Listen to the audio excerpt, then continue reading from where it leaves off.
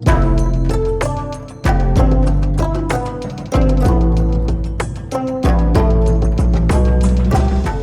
to Embody Your Brilliance, a podcast for visionary daughters of immigrants and creative entrepreneurs.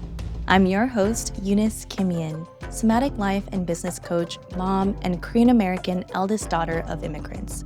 Each week, you'll hear stories, insights, and conversations to help you embody your unique brilliance beyond survival mode, so that you can design a life you actually want and grow a peaceful, profitable business you're proud of that supports you. Hi, everyone. Welcome back to Embody Your Brilliance. I'm your host, Eunice Kimian. And this week, I want to talk about intensity and pressure, because I feel like the world of being gentle, soft girl era, anti-hustle, like I don't want to burn out. I love that we're having this conversation and it's everywhere, right? Like no one wants to burn out anymore. We're responding to an era where hustle, grinding, just using your mind to push through things was the norm. And now when everyone's really tired and sick and their bodies rebelling against all of this overworking and ignoring those signs from our bodies, now we're swinging this other way. We're freaking tired. I don't want to burn out. I want to feel peace and have spaciousness. And what I noticed though is that because we're swinging the other way, we're having this very binary black and white type of conversation about working really hard and being soft and doing whatever it takes to not burn out. And that was my story too. For most of my life, I was hustling and working really hard and feeling really validated in that, achieved a lot of things. And as you might have heard from my first episode of me sharing my story about my burnout, yeah, my body just started breaking down. I had debilitating psychosomatic back pain, among other symptoms of my body just being so tired and run down from me pushing myself so hard. So I really swung the other way of somatic healing, listening to my body, choosing inner peace, slowness, all of that stuff. And I'm still all about that. But then recently in my business and entrepreneurship, I realized that, I'm just a really intense person. And the more I try to push that away, the more I feel like I'm keeping my full essence locked in a cage somewhere.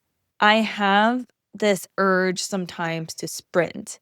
And what if that's not a bad thing?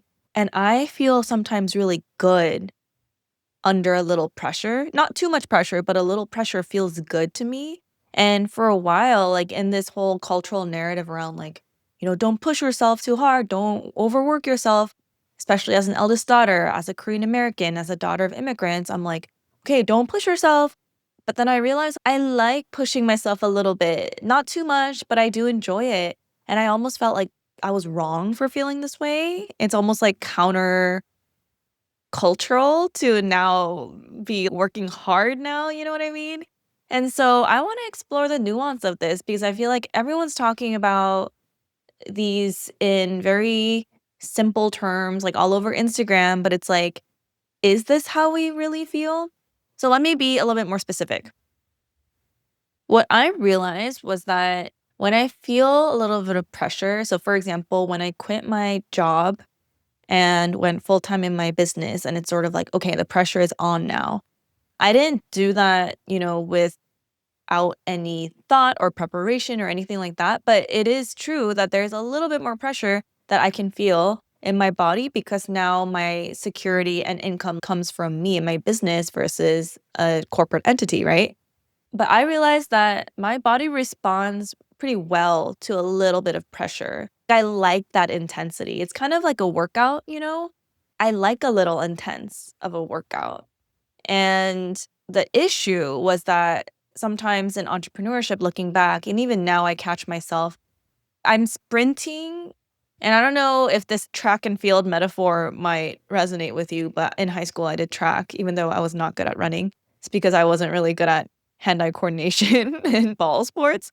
But in track, because I wasn't a really good sprinter or talented in that way or fast, they put me in 3,200 or 1,600. So like the mile run or the 2 mile run races. And the reason why this metaphor works for me is because I know what it feels like to run a 2 mile race, right? If you were to run a 100-meter race, it's a completely different type of running. You're not pacing as much, you're sprinting. You're sprinting 100-meter knowing that you have 100 meters to run. You cannot run a 3,200 or a 1,600 with the same mentality and pace as 100 meters, right? And so the problem was in entrepreneurship or in my life and in my business, I would just equate working hard as sprinting, as if like sprint as hard as you can, as fast as you can, even though I'm not in a 100-meter race. So if I have to get up every day and sell in my business and work, show up and everything for most of the year, every year, that is not a 100-meter race. That is 3,200 meters. That is a marathon. Like you want to be able to sustain yourself.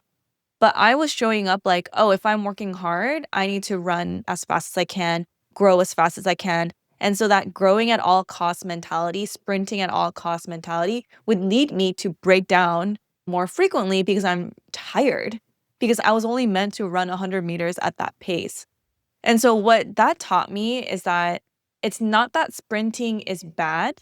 Sprinting 100 meters inherently is not bad. So even as we talk about anti-hustle, being gentle, being soft, if you feel like sprinting, that is completely okay. If you feel like moving fast, moving intensely in this time of your business, you don't have to, but if you feel like it and you're good at it, why not?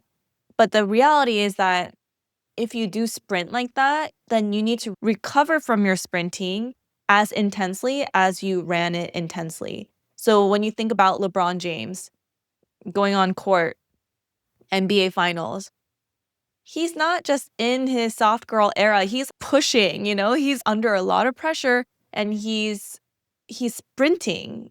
He's putting in a lot of work in a short amount of time.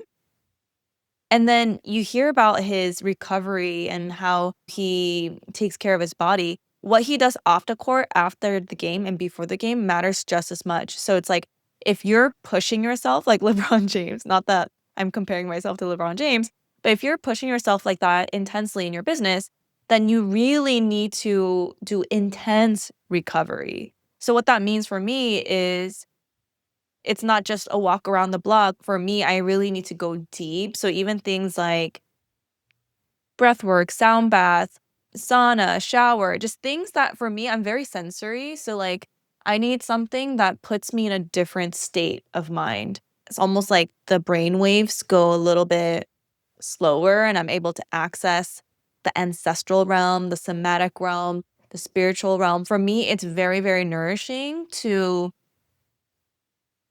access that space. That's why I really value silence when I'm recovering. Well, also because I'm a mom to a toddler and there's just always stimulation going on. To me, I need me time. And even if it's just me blocking off every Fridays as my CEO day where I'm not taking client calls, I am not intentionally doing things that puts me in a state of me having to be up here, like in my mind and accessing my day-to-day brain, but how can I really like access my deep creativity, my spirituality, my body, all those things that are so necessary for me to now come back on a Monday and I can access that sprint if I wanted to.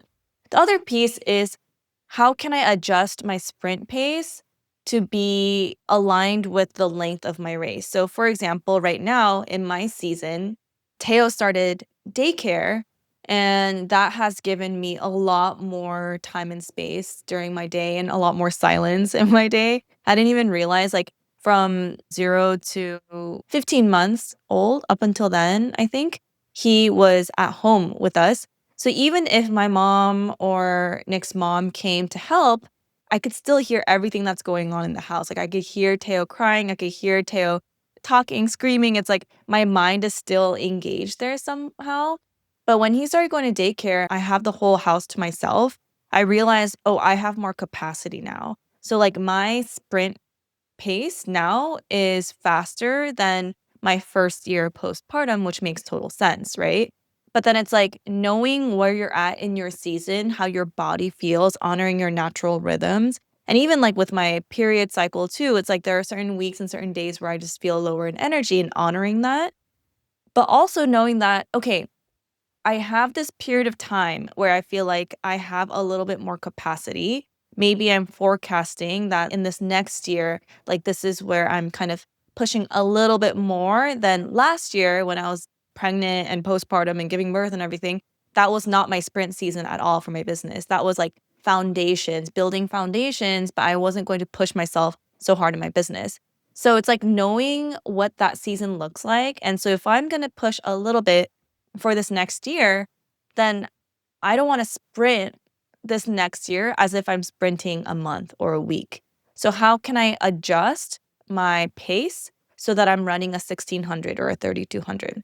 Let me know if this metaphor is landing for you because I know not everyone runs track. Okay. And I also want to differentiate this from the survival mode version of yourself that might be thinking, oh, if I slow down my pace a little bit and if I stop sprinting and running as hard as I can, this kind of anxiety and this feeling like everything's going to fall apart. Like if you put the foot off the gas, something bad's going to happen. I used to feel that way too. And so it's like almost trusting that when you are in lower capacity or you don't feel in rhythm with your pace right now and you're trying to pull back a little bit, trusting that this slightly slower pace is also okay. It's also healthy. And I feel like in the business world too, there's so much fixation on growth, growth, growth, growth. You don't have to be in a growth year all the time. But I do think there's a distinction between, oh, I don't want to overwork, burn out, hustle, overexert myself. But then it's like if your business is not creating revenue enough so that you can comfortably live, or you don't have to go back to your corporate job, or you don't have to be held at your corporate job because your business is supporting you, that's what I'm talking about. How can you embody the level of gentle, soft peace and also the intense, the fast, the excited running energy, whatever that mix looks like for you, and also create the business that gives you the resources that you need to even sustain that. Because if you're in your soft girl era and you don't want to be hustling, but then so you just stop running, right? But then you're looking at your bank account and being like, why is this business not making money right now? I think that's just something to consider where it's like, where are you letting yourself not honor the part of you that does want to work hard on this business, that wants to be intense? It doesn't have to be one or the other. I am the softest, most gentle, and slowest version of myself right now. And also, I can access my intensity a lot more clearly and a lot more intentionally. When I want to access it and embody it, I go, I'm intense. But then when I feel like, okay, it's time to rest, time to close up shop for the day, like I can. In the past, it was almost like my need to sprint was in charge of me. I couldn't control it or I couldn't calibrate it. It's almost like this survival mode version of me engine was always running and it's like, no, you can't stop. You can't stop. If you stop, something bad's going to happen. You have to keep sprinting or else you're not going to be safe. It was like that mentality. And then it went into like, oh, soft, soft, soft. And then now I'm like, oh, okay, I want to run right now. And then it's like, okay, now it's time to recover. Deep recovery. Ooh, I want to jog today. I want to walk today. So it's almost like really being in touch with your rhythm and your body, your needs, your capacity, and your desires. You might desire to not just be in your soft girl era all the time. Like maybe you do want to, I know some of you are out there, visionary entrepreneurs and creatives, daughters of immigrants, eldest daughters. Like we have this grit, this vision, this desire. How can we honor that intensity as well? but not at the expense of our body and our well-being, but really honoring it with this nuance, with knowing that you can be soft and powerful, you can be intense and also gentle. Those are all possible. And I think part of that is building very deep intentional rest into your schedule, but also not shaming yourself for working hard if you want to be. The other piece here is pressure. For me, I love, like, I feel alive when I feel a little pressure. And I don't know if it's like masochistic or I don't know what it is, but even like public speaking, it's one of the most, frightening things that one can do, right? Psychologically. Getting up in front of a whole bunch of people and saying stuff, and you might mess up, and who knows? It's very unnatural. But I feel so alive. I feel so alive hosting workshops, doing public speaking, that little butterfly feeling. Like I actually like it feels good in a way. Let me know if this resonates with you or you're kind of like, no, I do not feel good with the butterflies in your stomach. And I know the distinction between when you have butterflies in your stomach and it does not feel good, like pit in your stomach, it's too much. But then, like the gentle, like when you're really excited about something and you're just kind of feeling like, ooh, I'm excited, like that feeling alive. I really want us to not be afraid of that because we want to be soft and gentle and not burn out. I think there's a way to access and really allow ourselves to be fully alive and enter that flow state and be okay with high stakes if your nervous system and your body wants it. It's okay to want it. And it might be the fact that, I grew up with a lot of pressure on myself. So maybe that's just my baseline nervous system. I don't know what. But I don't think there's anything wrong with leaning into it as a superpower as well and an unfair advantage that I'm just more comfortable with a little bit of pressure. And I don't need to, pathologize that or view it as some sort of weakness. Like it actually comes in handy a lot. Like my intensity, my level of comfort with pressure.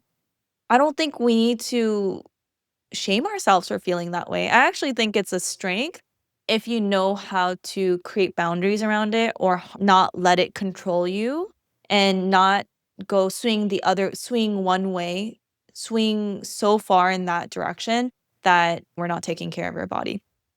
So to me, it's almost like I'm using a lot of athletic metaphors today, but I think it's because I do view entrepreneurship as a sport and a way of being and way of doing, like from a body standpoint. Athletes understand that your body is your instrument, your body is everything. Without your body, you cannot do sports. But I think in business and life, without your body, you can't do any of these things either. We have to take care of our bodies and not just our brain and not just our ideas and not just our output. So, what are ways we can honor what our body is asking for and what our body's comfortable with, and also take care of it so that we can keep showing up?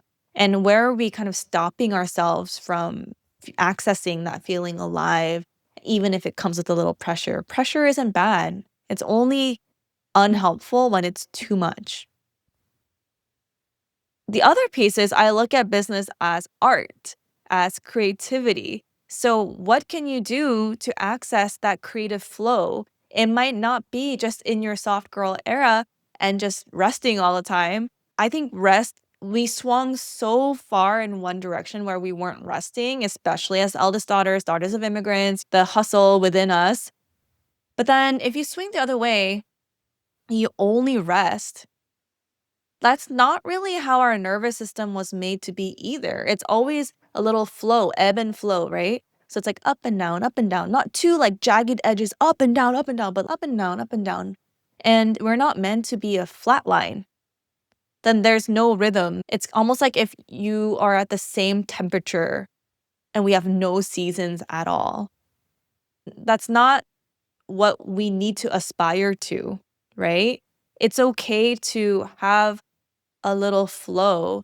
And so, even when it comes to your creative state, what stimulates you a little bit to access that creative flow? And then, where can you kind of rest from there too? And underneath all of this, why do I feel good under a little bit of pressure? And even with public speaking, when I feel so alive and feel like in that flow state, or even sprinting, why do I like that? I think part of it is that I feel so in my full presence. I feel so present, and I'm not thinking about, oh, what's going to happen in 5 years? Oh, remember when I did this 10 years ago? When I'm sprinting, or when I'm in my creative flow, or when I'm on that stage speaking, I'm not thinking about that. I'm just so present, and it just feels so good. So how can we access that full presence and flow in our business? I think one way to do that, one ingredient of that, is letting yourself access and embody and express your intensity if you feel like it. And also allowing yourself to be not always resting. If you feel like you're too much, own it. Don't try to mute yourself. That's the feeling that I had when I'm just this intense person. And I was like, no, no, no, no, no. I don't want to burn out. I don't want to overdo things. Calm down. You're being too much. That's what I feel makes your business less compelling and makes you less magnetic, is when you start muting yourself and taking your too muchness and then making yourself fit into this nice little, like, oh, soft, gentle thing. Allow yourself to be multicolored, multi-textured. Allow yourself to be soft, intense, multidimensional. It's all about just calibrating and balancing the sprint with the recovery, right? With the visibility and the co-regulation of your nervous system so that you feel safe. Expansion, and also taking care of yourself in between those moments of expansion. And that's what makes you able to be in this business and life for longevity and not just short-term performance. So pressure can be good. Pressure can be sacred. It can be very useful when it's integrated into our being, into our life, into our business. And rather than this trauma response of this pressure, like if I don't perform well, then I'm not enough. No, my sense of worth is constant. I am worthy no matter what. But a little sprinkle of pressure keeps it fun, keeps it exciting. It lights a little fire, and fire isn't bad. If some huge fire incident happened in your life, aka like burnout, and it burned everything down, of course we're scared to play with fire again, right? But it doesn't mean fire as an element is bad. It can be a little candle, it can be a little campfire, it can be a little stimulation, it can be used for cooking. So it's like, how can we reclaim a little bit of our fire, but in a contained way so that it doesn't just burn everything down? So if you're in the process of finding your calibration of, ooh, I'm in a season of expansion. I want to grow my business. I want to make it financially sustainable. I want to grow in visibility. I want to bring my vision to life. And you're a little worried about, ooh, I don't want to burn out. I don't want to overdo things. I don't want to overwork. I still want my softness, my rest. I got you. Let's talk. Book a one-on-one clarity call with me. And I want to dive into what you're calling into your season of your life and business right now. And what are some worries? What are some fears? What are some challenges coming up for you? And I would love to support you through one-on-one somatic business coaching, where I pair business strategy with nervous system support so that you feel whole, integrated, and in deep connection with your zone of genius, your creative life force, and your unfair advantage to bring your vision to life so that you design a life that you actually want and build a profitable, peaceful business that you love. So all the information is in the show notes. Share the episode with a friend that you think will enjoy, and I'll see you next time.